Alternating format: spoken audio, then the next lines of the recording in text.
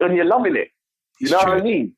When you say like what's it called? Inferiority complex. Inferiority complex. Inferiority complex. What Yeah. what do you mean? Like in terms of the workplace, or just in general? Like when we're out. In life, bro, the same way that even if it is the workplace, it's the fact that in the back of a lot of men's minds, Yeah. they aren't who they should be. The same way that in the back of our minds, you may get a speckle that you were once a king or a ruler of something ancestry or whatever it is. That might always niggle in the back of your mind. So it then makes you have a chip on your shoulder when in this day and age you're trying to do things and things ain't working out. So then when you're rolling up with these chicks or whatever it is, you're trying to personify this once lived lifestyle or once lived period of time, which isn't here at this moment in time. So you're talking to this girl like, oh yeah, I'm this and this, that and the other and blah, blah. You should respect me and blah, blah. She's like, yeah, but what are you showing me that I need to respect? And they're like, oh, well, I'm trying to work, but my boss isn't really giving me what I need, and I'm trying to do this, and these people aren't like, do you know what I mean? A guy is trying to strive to reach somewhere, and there's just so many blocks. But then when he goes to talk to his woman, and then the woman is trying to also put him down because he's not where he is. You know what I mean? Yeah. That's it. Okay, yeah, I hear that. Yeah, it's wild, Well, I'm actually sitting here just thinking this is wild. You know what I'm saying? Like, it's a lot, bro. I'm actually sitting here thinking, like, it's actually that deep.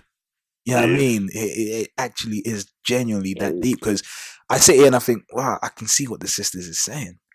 Like, I can fully see what the sisters is saying. And then on the other hand, I'd be like, wow, the brothers ain't really trying to help themselves. You know what I'm saying? Like, how about just? But you know what? Yeah, go on. The conversation. This is the thing, and it's a good thing that you guys are doing this, because the same way that we're sitting here and we're realizing and conversating about certain different perspectives or takes on situations.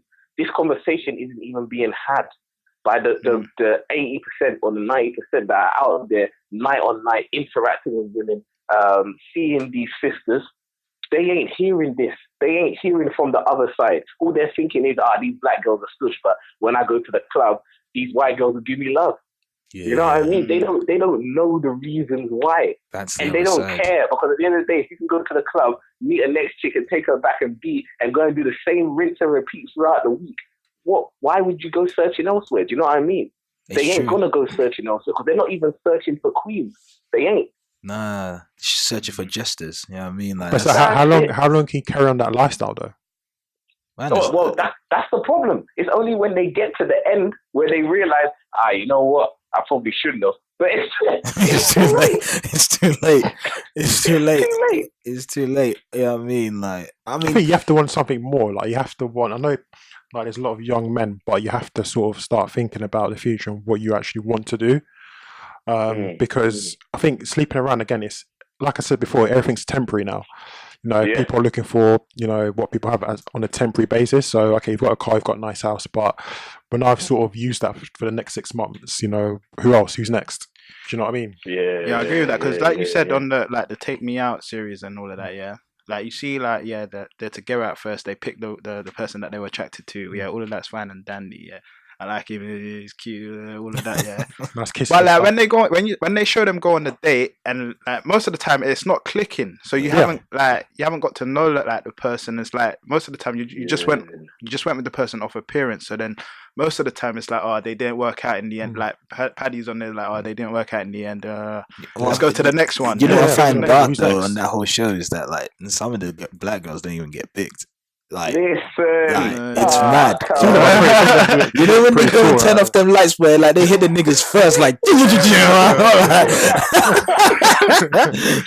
like, yo, man doesn't even want to sample it. You know what I'm saying? Like, mad. But like, it's like this social media age. It's like, what happened to the times where you like to guy? Well, obviously you have to be physically appealing before, but like, what happened to the guy that my GB with the physical appeal? No, but listen, I'm just being honest, innit? Like, a girl is gonna like you if you're physically appealing. That's it. That's what it is. Yeah, 100%. And like, but like, what happened to the guy that makes you laugh and like that has the potential. They want to see everything right now. The right the now. laugh is the ugly niggas like me, you know. No, I think that's number one on the girls' list. Like, if you can make her laugh and like if you can make her feel like ease, I think that's number one. Because like I think they're more likely to stay around if you're easy going and stuff like that. But just like show what your intentions are like in terms of your career. That's the thing. It's like sometimes I say to people, you have to be a friend before you're more than that. So as a friend, you know, they're comfortable with you. So when they approach you, they're not approaching you in a certain manner. They approach you as a mate. But you know, a lot of people get friend zoned. You get friend zoned, but you know, it can always build from friend zone. It can always build from that point. Nah, I've seen certain guys, they get curbed. That's it. The friend zone, aka the end zone. You know what I'm saying? What? that's the end zone. You know what I'm saying? Like, I've seen guys get curbed. It's like, oh no, like you're like a brother, but like you. And you're right. I should be like a brother to you. You see what I'm saying? Like, I should be like an uncle to you. I should be all of those things to you, because you know, not like an uncle, obviously, not now. No, I mean, but uncle, brother, father. You know what I mean? Like, you know, all of them things. Older brother, younger brother at times. You know, I should be able to fulfill all of those needs you're gonna have at points in life. The problem is, a lot of females nowadays, like they want someone with they've got their own preferences, but a lot of them have their own insecurities, and they want someone who's going to tell them, someone they can be comfortable around to talk about these insecurities. Yeah, that's what I'm so saying. if you're a friend, I'm naturally going to be more open to you, but if I'm attracted to you, then I'm not going to want to disclose everything. Do you know what I mean? Because I might feel a bit embarrassed by that. But then it's the same reason why when you're a friend, because she's disclosed all those things, she don't want to be with you. And I've seen guys go down for ways. It could work both ways. Let me throw this out there. Precisely. Does it matter the setting that you meet the girl that you're attracted to? How do you mean? So if you go to a club, yeah, we all know like what men are going there for. Yeah. I don't really go to clubs, but yeah. Okay, so does it matter the setting? Like you meet a girl. So Stephen, you said yeah.